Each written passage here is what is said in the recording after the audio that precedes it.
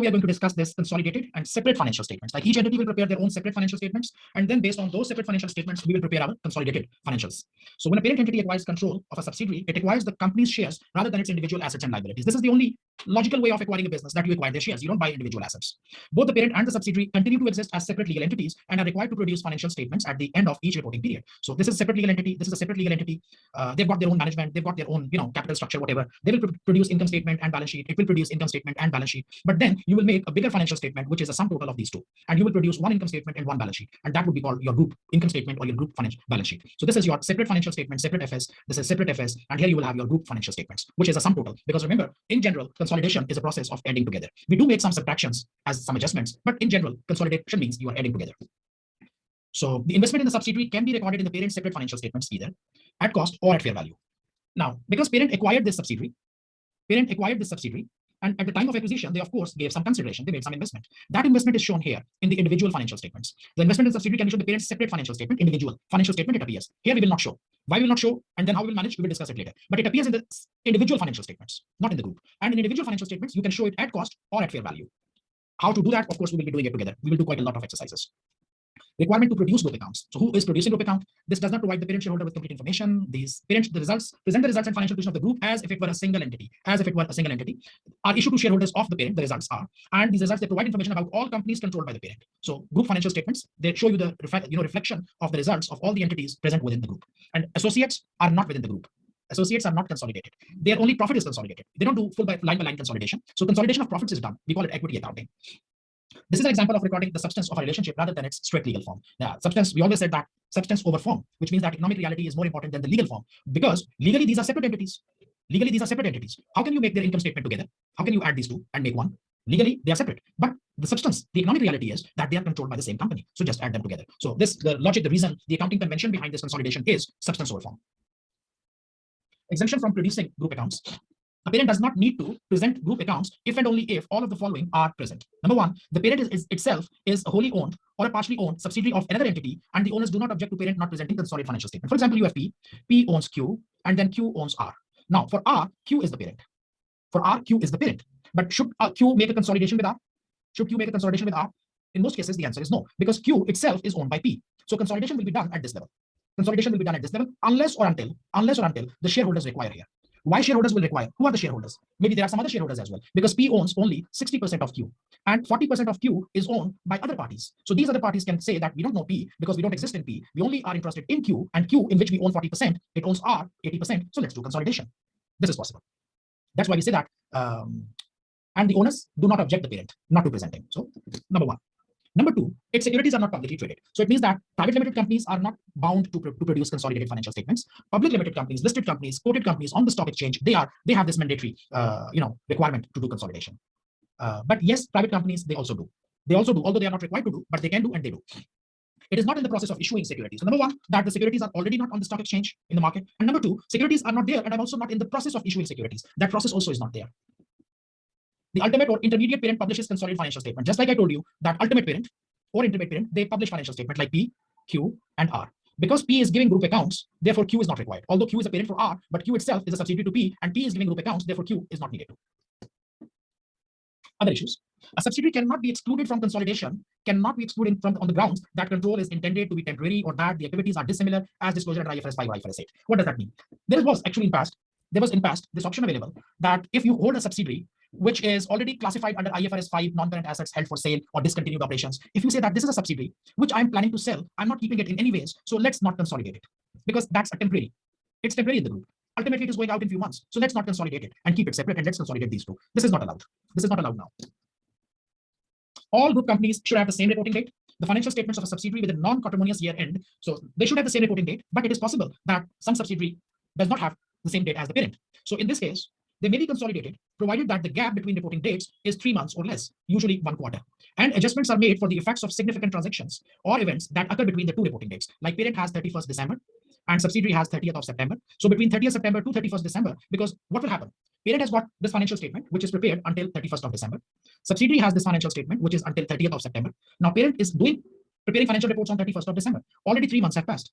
So whatever happened here with the subsidiary, you take impact of these transactions, the significant transactions between this period of 30th September to 31st of December, and you include the impact and then consolidate.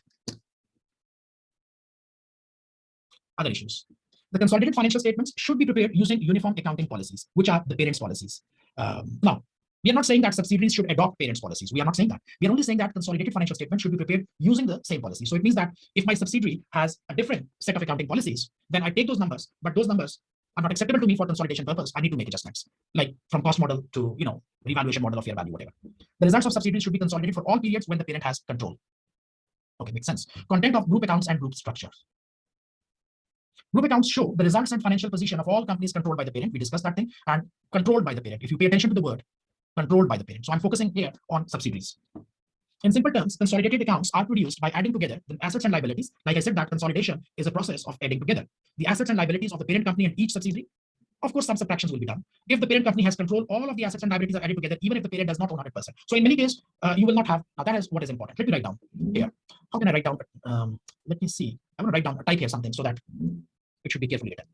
The word is, it says, standard says consolidate as if you own everything, and then in the end, show the extent to what you do not own. This is the rule. I mean, I just wrote down the language, the understanding might be slightly different, but concept is same. Consolidate as if you own everything. And then in the end, show the extent to what you do not own. What does that mean? Let's suppose there's a parent and there is a subsidiary. Parent owns 100% of subsidiary. So I talked about revenue. Parent revenue is 100, subsidiary revenue is 80. So when you will do group accounts, you will say 100 plus 80, 180. 100 plus 80, you add them up because it is 100% owned. But let's suppose it is not 100% owned. It is only 80% ownership. So if it is 80% ownership, the question comes in your mind, I don't own all of that. Out of 80, we only own 80%, which means 64. What belongs to us? Because we own 80%, so 80 revenue does not belong to us. We own 80% of 80, which makes it 64. So should I make it 164? The answer is no. Because standard says consolidate as if you own everything. Consolidate as if you own 100%. And then in the end, show the extent to what you do not own. So the rule is you will never do 80%. You will take full 100%. And later on, when you will complete it, of course, 20% belongs to someone else. And that someone else is called non-controlling interest. We call it NCI, non-controlling interest. So this 80% is owned by the parent. So the 20% remaining is owned by the NCI. But when I'm doing consolidation, I'm adding the full numbers. But then when I complete my income statement, and then I find out the profit, which is like 1 million. Now, of course, this 1 million does not, because I consolidated 100%.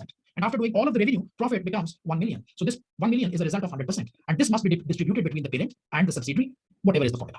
80% to the parent, 20% to the subsidiary. So we say consolidate as if you own everything, full consolidation at 1 million.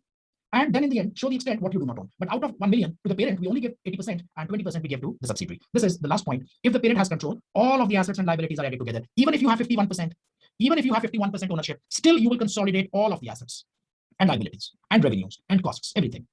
Even if the parent does not own 100% of the subsidiary. So you do not own 100%, but still you need to do because this is what the standard requires.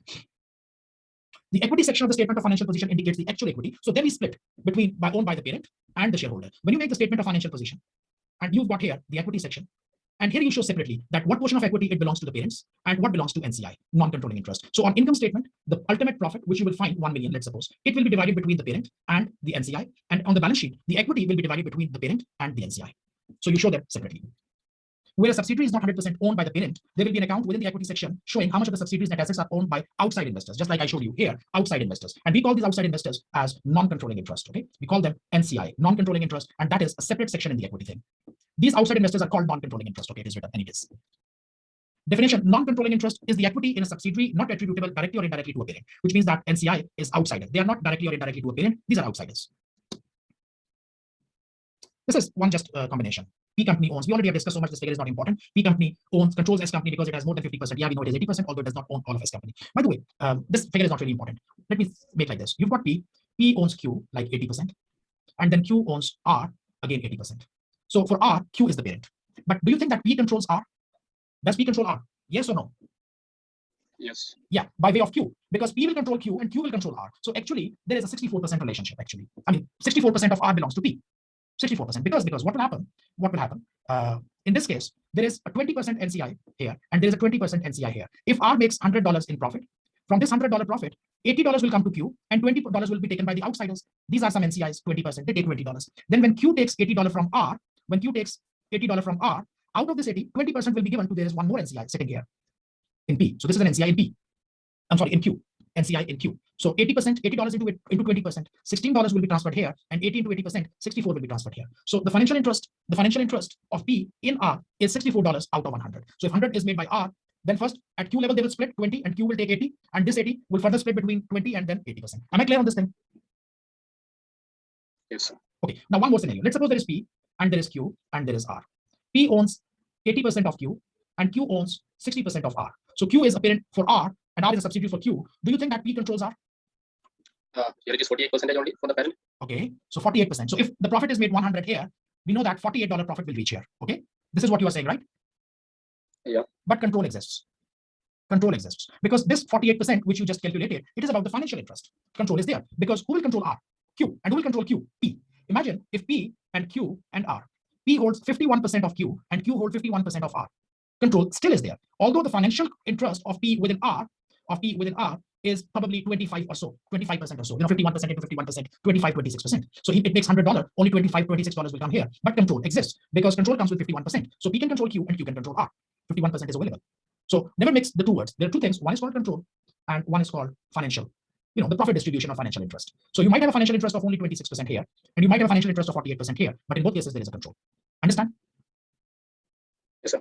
There is another scenario. P controls Q and Q controls R. Q and Q controls R. Q has only 40% in R. P has 70% in Q. Now, can P control R? Of course not, because Q has only 40%. But then P makes a direct investment in R of 15%. Now P can control R because P will have 40% from this way and P will have 15% by this way. Now again, the control will exist. So anyways, these are different scenarios. I think this is end of these consolidation basics, which we started. Very basics, I would say. If you have any question, please ask.